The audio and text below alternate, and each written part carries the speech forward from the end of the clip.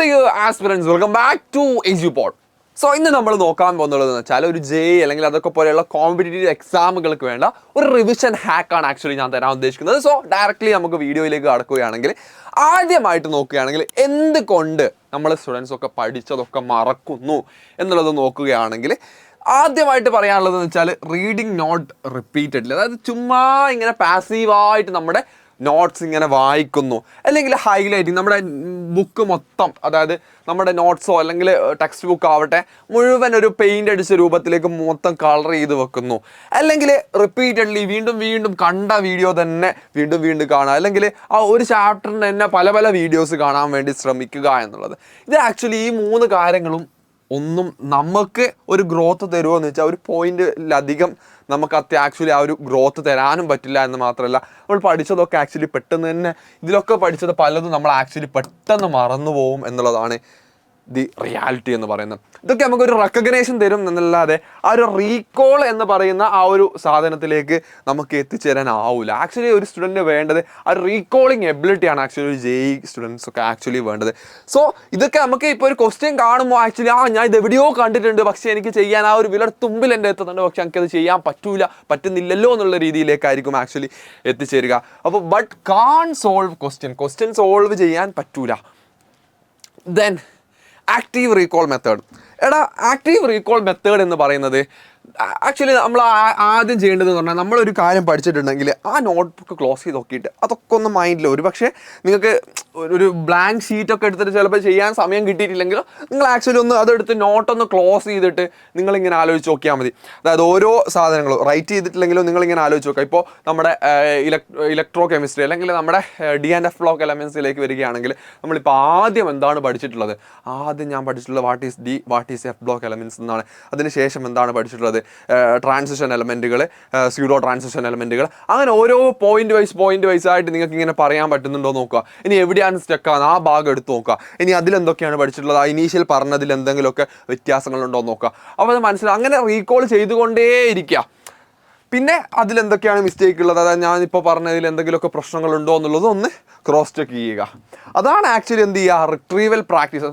നമ്മളിപ്പോൾ മിയറായിട്ട് ചുമ്മാ പോയിട്ട് ഒരു 30 മിനിറ്റ്സ് ഇങ്ങനെ പാസീവായിട്ട് ക്വസ്റ്റ്യൻ നമ്മുടെ ടെക്സ്റ്റ് ബുക്കോ അല്ലെങ്കിൽ നോട്ട് ബുക്കോ വായിക്കുന്നതിലും ബെറ്റർ ആവുക ആക്ച്വലി ഈ ഒരു മെത്തേഡ് എന്ന് പറയുന്നതാണ്. ഇപ്പോൾ ഇലക്ട്രോസ്റ്റാറ്റിക്സിൻ്റെ റിവിഷൻ എടുക്കുകയാണെങ്കിൽ ഒരു 30 മിനിറ്റ്സ് നോട്ട് വായിക്കുന്നതിനേക്കാൾ ഭയങ്കര അടിപൊളിയായിരിക്കും ആക്ച്വലി നമ്മളിങ്ങനെ എഴുതി നോക്കുകയോ അല്ലെങ്കിൽ നമ്മുടെ ഒരു മനസ്സിൽ തന്നെ ആ ഒരു Coulomb's law, electric field, electric potential, ബാക്കിയുള്ള ഇമ്പോർട്ടൻറ്റ് ഫോർമുലകൾ, എന്താണ് ചാർജ് പ്ലേറ്റ് വെക്കുമ്പോൾ ഉള്ള ഫോർമുല, അല്ലാതെ ഇൻഫിനിറ്റ്ലി ലോങ് സ്ട്രെയിറ്റ് വയർ വെക്കുമ്പോഴുള്ള ഫോർമുല എന്താണെന്നൊക്കെ ആലോചിച്ച് നോക്കലായിരിക്കും ആക്ച്വലി അടിപൊളിയാവുക എന്നുള്ളത്. Then comings to spaced repetition. അതായത് ആക്റ്റീവ് റീകോളും സ്പേസ്ഡ് റെപ്പീറ്റേഷനും നിങ്ങൾ കണ്ടിന്യൂസ്ലി ചെയ്തിട്ടുണ്ടെങ്കിൽ ഒരു കാരണവശാലും നിങ്ങൾ മറക്കില്ല, അത് ഞാൻ ഗ്യാരണ്ടിയാണ്. കാരണം ആ ഒരു 1 3 7 15 ആ ഒരു റൂൾ നിങ്ങൾ മെയിൻറ്റെയിൻ ചെയ്താൽ റിവൈസ് നമുക്കൊരു ടൈം ആക്ച്വലി നമ്മളൊരു ഇനീഷ്യൽ സ്റ്റേജിൽ ഒരു 30 മിനിറ്റ് എടുക്കാൻ റിവൈസ് ചെയ്ത സാധനം എന്ന് പറയുന്നത് പിന്നെ അത് നമ്മൾ 3rd ഡേ വീണ്ടും റിവൈസ് ചെയ്യുകയാണെങ്കിൽ ആക്ച്വലി അതിനൊരു 15 അല്ലെങ്കിൽ 20 മിനിറ്റേ വേണ്ട വരുള്ളൂ. പിന്നെ അത് 5th ഡേയും കൂടെ അല്ലെങ്കിൽ 7th ഡേയും കൂടെ നമ്മൾ റിവൈസ് ചെയ്യുകയാണെങ്കിൽ പിന്നെ നമുക്കതിന് 20 വേണ്ട വരില്ല, ഒരു 10 to 15 മിനിറ്റ്സിൽ ഒതുക്കാൻ പറ്റും. അങ്ങനെ പയ്യെ നമുക്ക് റിവിഷൻ്റെ കൗണ്ടും കൂട്ടാൻ ആക്ച്വലി ഈ ഒരു സാധനം നമ്മളെ വല്ലാതെ ഹെൽപ്പ് ചെയ്യും. So remember more and revise less എന്നുള്ളത്.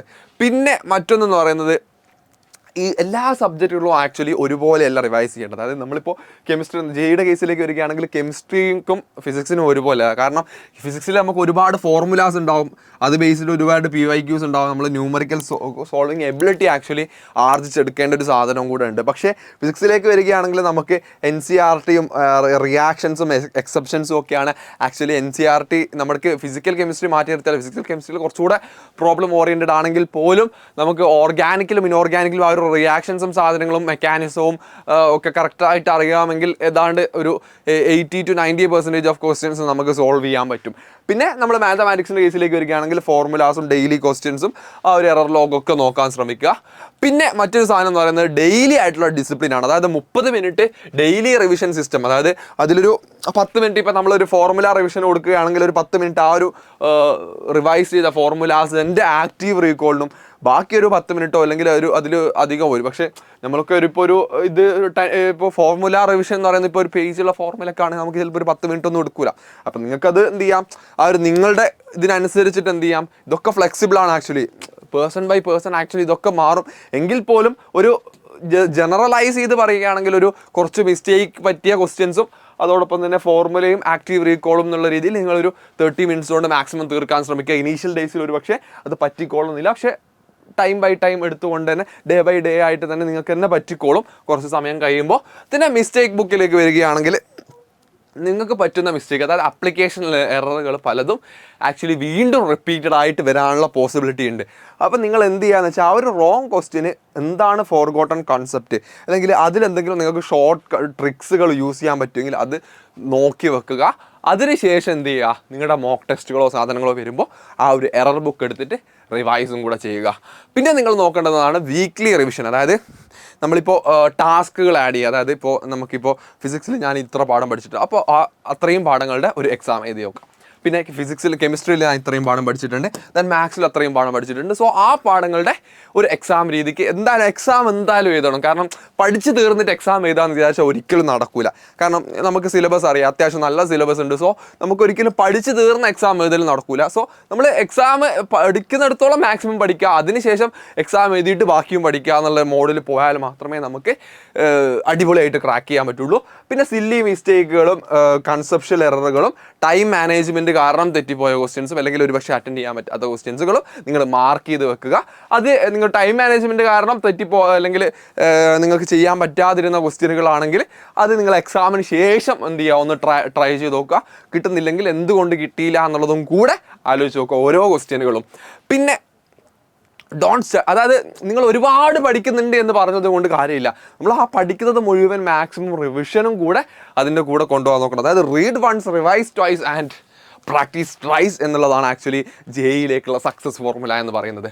സോ അപ്പോൾ നിങ്ങൾക്ക് ആക്ച്വലി ഇതിലൂടെ നിങ്ങൾക്ക് ഒരുപാട്, അതായത് നിങ്ങൾ എങ്ങനെയാണ് റിവൈസ് ചെയ്യേണ്ടതെന്നതിനെ പറ്റിയിട്ട് ഒരു ധാരണ കിട്ടിക്കാണും എന്നാണ് ഞാൻ പ്രതീക്ഷിക്കുന്നത്. സോ ഇതുപോലുള്ള വീഡിയോകൾക്കായിട്ട് സബ്സ്ക്രൈബ് ചെയ്യാൻ മറക്കണ്ട. So by.